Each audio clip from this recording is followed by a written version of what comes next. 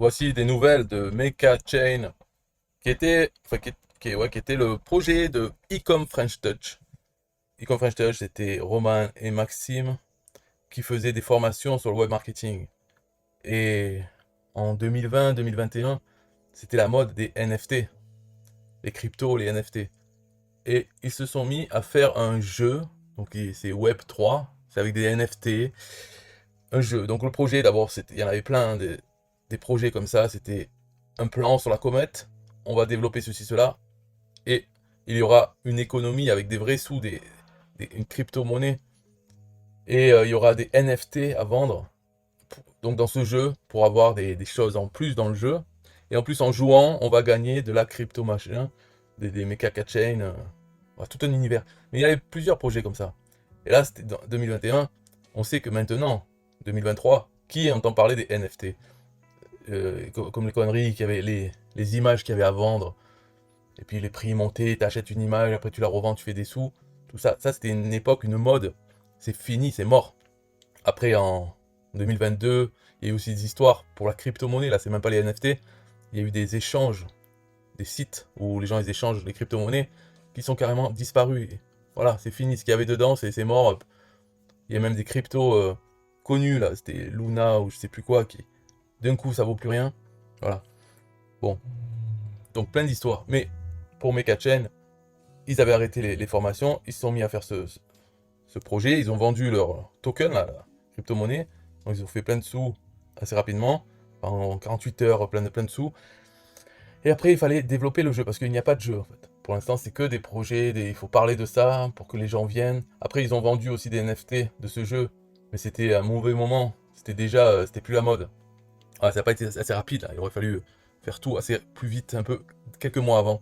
Là, c'était mort. Bon, maintenant, depuis, plus personne n'entend parler de ces trucs. Et il y a beaucoup de projets comme ça que carrément c'est annulé. Donc tous les sous que les gens ont mis dedans, bah, c'est mort. Il y a plein de gens qui ont perdu des sous. Après, il y en a qui en ont gagné, mais c'est toujours, il faut être le bon timing.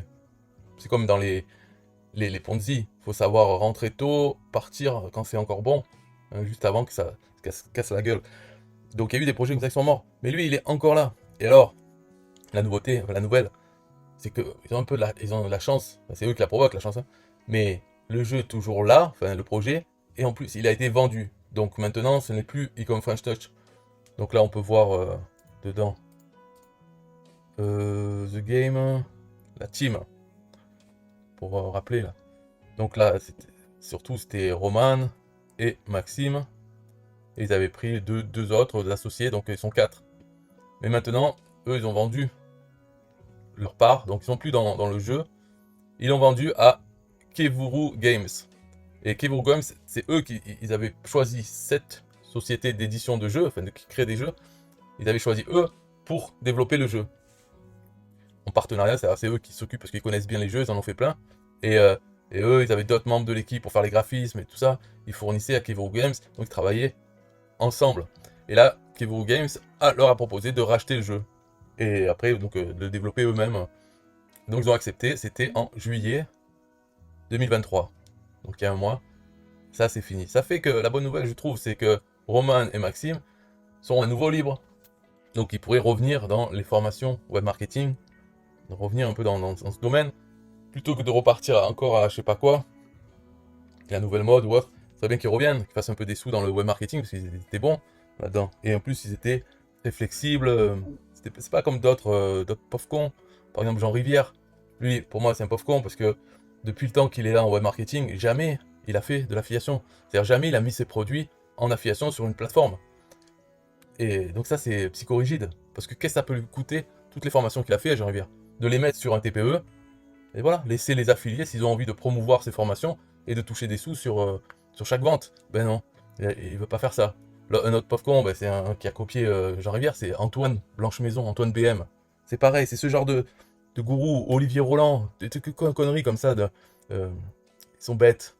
Voilà, et je les aime pas. Ils veulent tout pour eux, c'est tout pour leur gueule, c'est les gourous, ils ont trop d'ego. Alors que là, Roman et Maxime, bon, Maxime, lui, je sais pas trop, parce que bon, je sais pas trop ce qu'il fait. Mais il est bien ami avec Roman. Disons que Roman, c'est lui surtout, que je trouve qu'il est, il est bien. Parce qu'en informatique, pour expliquer les choses, pour se bouger, tout ça. Donc Roman, au moins, qu'il revienne et puis avec Maxime, ça dérange pas. Mais peut-être ça l'aide, ça le soutient, ça le motive à faire des choses, qu'il est un binôme. Voilà, donc s'il pouvait revenir, ce serait bien. Après, en ce qui concerne donc ce jeu, Mekachen, moi, je n'ai pas acheté de token et NFT. On fout en fait du jeu.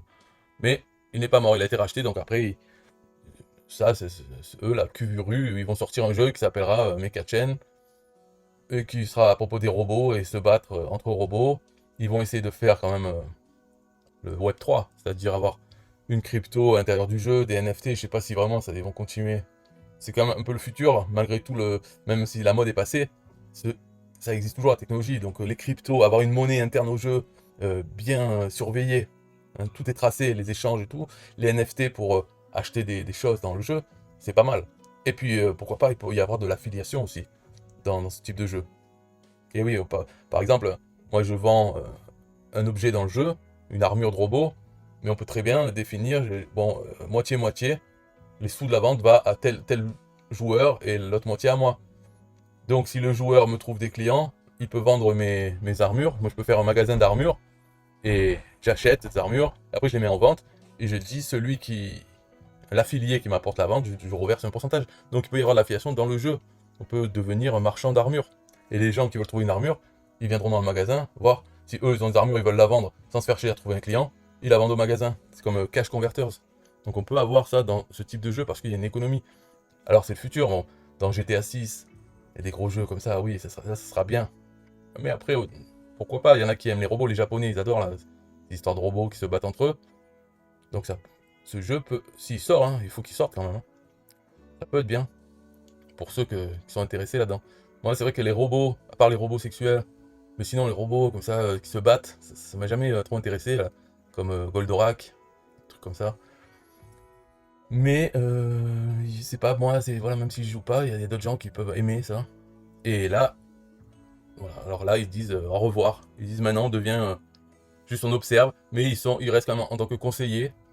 Voilà, ils peuvent donner des conseils sur le jeu, la communauté qu'ils ont développée autour de ce jeu. C'est les gens qui ont mis des billes dedans, qui ont acheté des trucs et qui veulent que ça voit le jour. Donc il y a une communauté qui essaye de faire la promotion du jeu, parce que c'est ça le but, il fallait faire la promotion de ce jeu qui n'existe pas, pour qu'il y ait d'autres gens qui viennent, qui achètent des choses dedans, et plus il y a des gens qui s'intéressent, ça fait que la monnaie interne du jeu, elle augmente en valeur s'il y a une grosse communauté. Donc chaque membre de la communauté doit relayer la pub qu'il faisait sur Twitter, pour essayer de faire venir plus de monde, et pour faire un peu la hype, la mode pour ce jeu. Mais tout ça, ça s'est mal passé, parce que la mode a été finie, donc un seul jeu ne peut pas entraîner non plus ne peut pas sauver le fait que tout le monde s'en fout des NFT. Avant, il y avait un site OpenSea, ou place de marché pour échanger les NFT.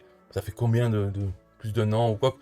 J'ai même pas ouvert. En fait, personne, j'ai même pas vu un lien vers OpenSea pour voir telle collection de NFT. C'est mort, cette histoire. Entre temps, il y a eu la mode intelligence artificielle, les images générées par intelligence artificielle. Donc imaginez si en 2021 il y avait eu ça pour générer des collections de NFT, parce que c'était des conneries. C'était par exemple un singe dans plusieurs positions, plein de positions, ou qui avait une casquette, l'autre un chapeau, et on avait son NFT unique, magnifique, mais avec les images par l'intelligence artificielle, c'est à l'infini, donc ça vaut plus rien, ces histoires. Voilà, j'espère qu'on verra des formations de Ecom French Touch, peuvent changer de nom et revenir un peu. Bye bye.